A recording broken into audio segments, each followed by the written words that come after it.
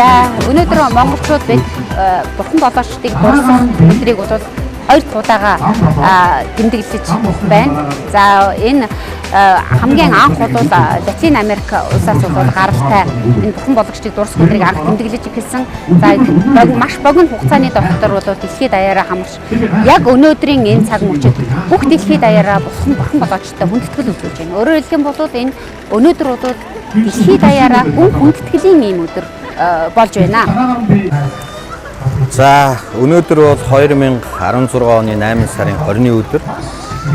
Энэ өдөр бол дэлхийн нийтээр бурхан болгочдыгоо дурсаж санах, сэтгэл доторх үгэн хэлэх тийм сайхан хүндэтгэлийн өдөр одоо үндэсний цэцэрлэг түрээлэнд явагдаж байна.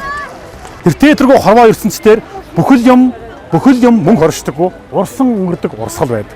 Үхээд дуустдаггүй хүмүүсээ, тий? Цаашаа юм үргэлжлэх хүмүүсээ. Таны тэр бурхан болсон гэж бодож байгаа тэр хайртай хүмүүс чинь үхээгүй хүмүүсээ, тий? Бурхадад тийм ээ Боцопанарт өөрийнхөө хайр амьдралээрээ, чинслэлээрээ зулаа өргөж, маанаа уншиж даатгсан тийм ээ. Ийм л өдөр байгаасаа гэж ингэж хүсэж өнөөдрийн ирсэн. Энэ өдөр өөрөө дэлхийн нийтэнд даяараа бурхан болоочдын хайртай дотны хүмүүсийг бурханы орон зорьсон тэр бүх хүмүүсийн хойдоос биднээс буйныг үлддэг, эргэн санагалзах, хойдоос асар их буйныг одоо хамтаараа харах юм өдөр болж байна.